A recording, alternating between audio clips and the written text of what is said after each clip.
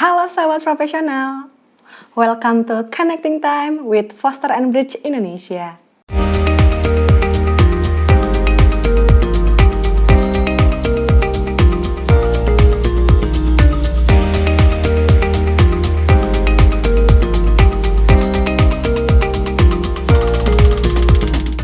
Pada kesempatan kali ini, saya Eva yang akan membawakan sesi ini. Dan sahabat profesional, hari ini saya sudah terhubung nih secara langsung dengan salah satu narasumber dari Foster and Bridge Indonesia. Langsung saja nih kita sapa, yaitu Ibu Sekar Taji Ayuwangi Purbapuri. Halo Bu, Arta, apa kabar Bu? Iya, halo Mbak Eva, kabar baik sekali. Sehat ya Bu ya? Sehat. Oke Bu Arta, hari ini kan kita akan membahas mengenai menemukan potensi dan jiwa pemimpin di dalam diri ya Bu ya. Oke.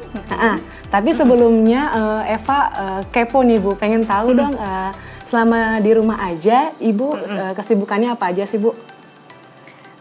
Selama di rumah aja pandemi ini saya masih melakukan terapi, tapi terapinya terapi online ya tentunya. Jadi karena memang basic saya adalah terapis untuk psikologi ya, semua itu harus berjalan, tetap melakukan terapi dan pendampingan, apalagi di masa-masa seperti ini adalah masa krisis dalam sisi psikologis juga untuk banyak orang kan. Jadi selain Ibu jadi terapis psikologi, di rumah aja nih Bu? Ya paling selama berapa bulan ini? Keluar kalau mau masak kan harus beli sayur kan. Cuman itu. Oke Bu. Tetap jaga kesehatan ya Bu ya. Ya pasti itu menjaga jarak fisik tapi mendekatkan hati dan mendamaikan diri. Saya udah di terapis tuh. Oke Bu, kali ini kita akan membahas mengenai menemukan potensi dan jiwa pemimpin di dalam diri. Apa kelebihan dan kekuatan yang kamu miliki? Banyak dari kita akan terdiam atau bingung ketika ditanya hal tersebut. Mengetahui kelebihan dan kekuatan yang kita miliki sangatlah penting. Mengapa? Karena dengan mengetahui potensi diri, kelebihan dan kekuatan diri akan lebih mudah bagi kita menentukan apa yang kita inginkan dalam hidup dan bagaimana cara meraihnya. Dalam sesi kali ini bersama dengan Bu Arta, kita akan mengobrol nih dengan bagaimana sih cara menemukan potensi diri dan bagaimana juga cara kita mengembangkan jiwa kepemimpinan di dalam diri kita. Bu Arta, lanjut ke pertanyaan pertama ya Bu ya? Iya. Oke Mbak Eva. Pertanyaan pertama nih Bu, apa sebenarnya potensi diri itu sendiri? Jadi potensi diri itu kan merupakan kemampuan ya atau kekuatan dari seseorang yang memang mungkin sudah terwujud atau mungkin belum. Jadi mungkin sudah terlihat atau belum, itu esensinya di setiap orang itu memiliki potensi yang masing-masing ada. Jadi potensi diri itu masing-masing memang ada dalam diri intinya, tapi itu sudah terlihat atau belum, nah itu tergantung dari orang itu sendiri. Jadi kemampuan dan kekuatan sebenarnya yang ada di dalam diri. Makasih Bu Arta. Nah Bu, yang menarik seperti sudah dibahas di awal tadi, mengapa sebagian dari kita tuh suka bingung Bu apabila ditanya atau diminta menuliskan apa aja sih kelebihan dan kekuatan kita sendiri. Kayak biasanya kalau misalnya lamar kerja kan ada yang bilang, kelebihan kamu apa sih? Kan biasanya seperti itu ya Bu ya. Apakah itu merupakan tanda bahwa sebenarnya kita belum mengenal diri kita sendiri dengan baik? Silakan. Ya, oke. Ya, iya memang kebanyakan seseorang itu selalu kesulitan untuk mendefinisikan dirinya sendiri bahkan. Itu karena sebenarnya seseorang itu belum kenal dengan dirinya sendiri. Nah, untuk agar seseorang itu bisa untuk mempresentasikan dirinya, itu seseorang memang harus melalui beberapa tahap. Jadi setelah mengenal, dia harus memahami juga. Setelah memahami, dia pun harus menerima dirinya sendiri juga. Nah, dari proses menerima diri ini sebenarnya yang sangat penting justru, yang itu akan membuat seseorang itu menjadi lebih percaya diri sehingga dia akan mampu mempresentasikan potensi yang dimiliki dan tidak hanya berhenti pada mempresentasikan saja, tetapi potensi diri, kekuatan atau kemampuan diri itu akan tercermin dalam pola perilaku sehari-hari, misalnya ketika dalam ranah pekerjaan atau kehidupan sehari-harinya. Nah, Bu, apa penyebab hal itu bisa terjadi nih, Bu? Jadi seseorang itu kan biasanya belum bisa menerima dirinya itu kan karena ada banyak tumpukan kan Mbak. Karena tadi syaratnya untuk mengenal diri itu dia harus menerima dulu, menerima dirinya sehingga dia paham betul tentang dirinya. Nah, kesulitan seseorang bisa menerima diri biasanya terjadi karena tumpukan luka batin yang berasal dari masa lalu, bahkan mungkin dari dia kecil ya. Nah, luka-luka batin inilah yang ketika belum dirilis atau dilepas itu menghambat proses untuk penemuan diri, menghambat proses seseorang untuk mengenal, memahami, menerima diri, menghambat seseorang pada akhirnya memunculkan potensi diri. Sehingga seseorang itu akan menjadi gampang bingung sama dirinya sendiri karena dia nggak kenal itu. Nah, sehingga ketika seseorang ingin mengenal, memahami, menerima diri, ya lebih baik dia harus berusaha untuk melepas dulu nih hambatan-hambatan apa yang ada di dalam diri. Salah satunya biasanya adalah luka batin dari masa lalu. Kayak gitu Mbak Eva. Menarik nih Bu ya. Nah Bu, bagaimana sih Bu caranya nih kita bisa menggali Bu lebih dalam lagi untuk kita bisa memahami dan mengenal diri kita sendiri Bu? Untuk step awal biasanya seseorang harus bisa melepas akar luka batin. Caranya adalah misalnya dia bisa tuh setiap hari membuat jurnal diri dengan menulis kayak diary itu ya tentang hari ini. Itu sama dengan melepas sebenarnya emosi negatif. Atau misalnya dia tuh sebel nih sama seseorang yang mungkin pernah, kalau kasusnya bullying tadi, seseorang yang pernah membulinya, dia seperti menulis surat saja, menulis surat untuk orang tersebut. Ungkapkan semua kemarahan, kekecewaan, atau bentuk-bentuk emosi negatif yang tersembunyi selama ini, ungkapkan seperti lewat surat. Nah, itu sudah salah satu metode untuk melepas emosi negatif yang paling sederhana. Lalu untuk dia lebih mengenal diri yang lebih dalam, dia bisa itu setiap hari itu dia menulis di jurnal diri tentang who am I, siapakah saya. Dia mencoba mengenal kembali dirinya. Misalnya selama 21 hari berturut-turut, dia bisa itu menulis tentang saya adalah, misalnya saya adalah Sekartaji Ayuwangi, saya lahir di Yogyakarta, ibu saya begini, ayah saya begini. Itu terus ditulis setiap hari, itu menulis tentang who am I. Jadi step pertama misalnya tentang fase 0 sampai 10 tahun, hari kedua fase 10 sampai 20 tahun, hari ketiga dan seterusnya. Itu baiknya sampai 21 hari ya, berturut-turut dan tidak putus. Itu adalah proses untuk kita mengenal diri juga Mbak Eva. Oke, berarti itu kurang lebih 3 mingguan ya Bu ya? Kenapa 21 hari ya? Karena sistem bawah sadar manusia itu akan membentuk seperti pola kebiasaan yang menguat ketika kita melakukan segala sesuatu itu secara berturut-turut 21 hari. Seperti itu tuh kalau Mbak Eva pernah dengar iklan pasta gigi, sikat gigi sebelum tidur selama 21 hari berturut-turut, karena itu akan menjadi pola kebiasaan.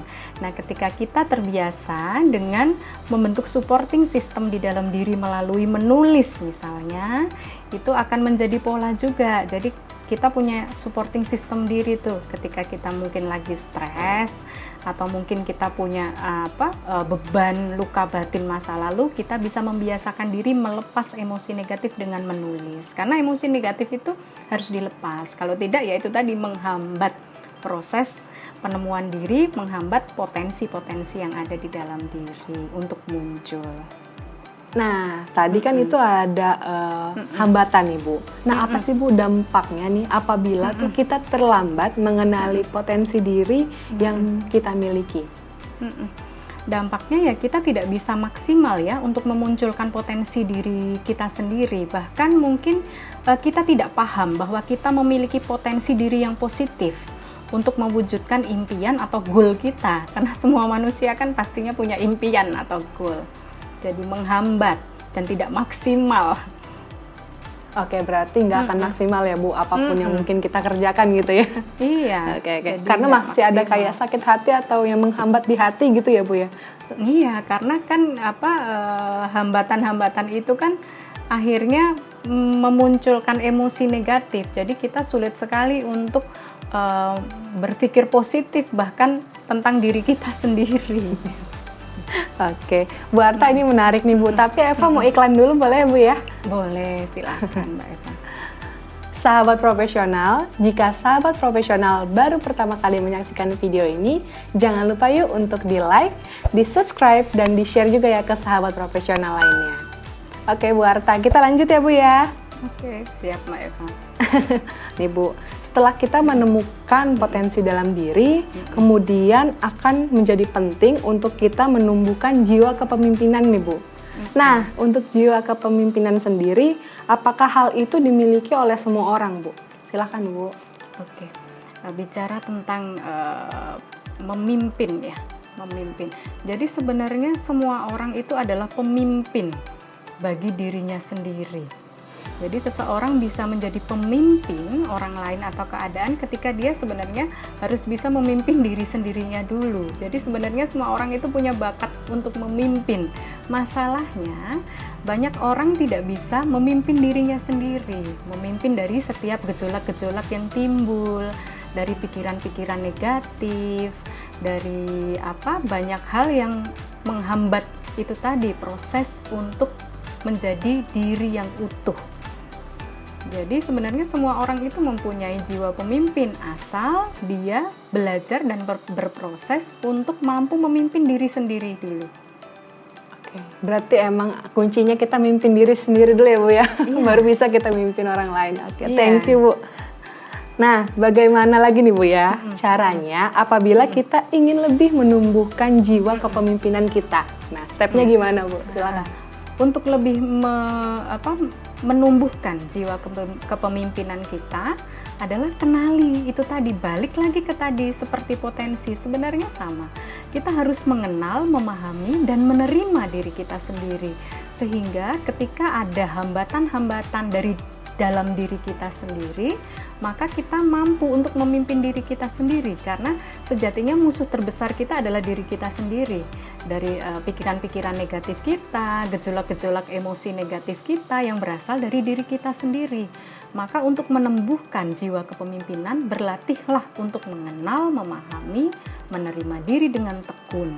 Maka dengan kita sudah mengenal, memahami diri, tentunya kita akan lebih menyayangi diri kita akan lebih percaya diri. Nah, itu kuncinya. Kita akan menjadi percaya diri karena kita yakin dengan diri kita. Oke Bu, selanjutnya nih Bu, untuk setiap orang itu kan pasti ya Bu ya memiliki karakter yang berbeda-beda. Apakah karakter yang dimiliki seseorang itu akan berpengaruh nih Bu dengan bagaimana jiwa kepemimpinan ini bisa tumbuh di dalam dirinya? Ya, sebenarnya pengaruh. Tapi ketika bicara tentang memimpin itu pada prinsipnya makhluk manusia itu adalah pemimpin bagi dirinya. Jadi itu adalah sesuatu yang sangat alamiah sekali ada di dalam diri.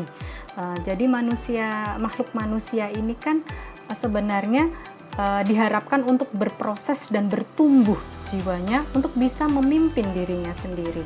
Jadi kalau karakter itu kan berkaitan juga dengan pola asuh masa kecil dan lain sebagainya. Jadi memang ada pengaruhnya.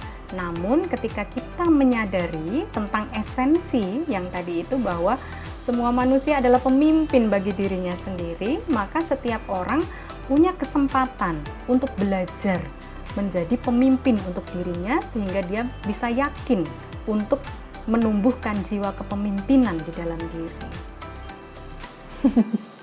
Menarik banget Bu, ini kayak pembelajaran juga buat Eva. Makasih ya Bu. Oke. Nah Bu, pertanyaan terakhir nih Bu di sesi kali ini. Nah, Eva pernah baca nih Bu ya, sebuah quotes dari Leo Tolstoy mengatakan bahwa himself, atau kalau kita artikan, semua itu orang berpikir untuk mengubah dunia, tetapi tidak ada yang berpikir untuk mengubah dirinya sendiri. Sebagai penutup nih Bu, Bu Arta ada nggak nih tips dari Ibu agar kita bisa berhasil merubah diri kita dan memaksimalkan potensi diri yang kita miliki? Silakan Bu. Oke. Yang harus kita pahami bersama adalah kita tidak mungkin bisa memimpin orang lain atau memimpin keadaan tanpa tahu bagaimana cara untuk memimpin diri kita sendiri. Maka kenalilah, mengenal, memahami, dan terimalah diri kita sendiri, sehingga kita mampu memunculkan potensi-potensi positif di dalam diri, sehingga kita lebih bijaksana terhadap diri kita sendiri, terhadap keadaan, dan terhadap orang lain untuk mewujudkan impian kita bersama. Oke, Bu Arta, terima kasih ya Bu untuk sharing-sharingnya. Iya, balik kasih. Iya Bu, itu sangat bermanfaat untuk saya juga, dan mungkin untuk sahabat-sahabat profesional yang mendengarkan di luar sana nanti ya Bu ya. Iya. Ya. Ya, kiranya sehat terus ya Bu ya, jaga kesehatan. Ya, terima kasih. Sukses juga apa yang lagi dilakukan ya Bu ya. Sama-sama. Sehat selalu juga untuk Mbak Eva dan teman-teman di sana ya. Terima kasih Bu. Sahabat profesional, itu dia cuplikan video bersama dengan Ibu Arta. Jika sahabat profesional menyukai video ini, jangan lupa bantu kami untuk like video ini, di-subscribe, dan di-share juga ya ke sahabat profesional agar tidak ketinggalan video-video menarik dari Foster & Bridge Indonesia. Sampai bertemu kembali di video Connecting Time selanjutnya dengan tema-tema menarik lainnya. Bye-bye!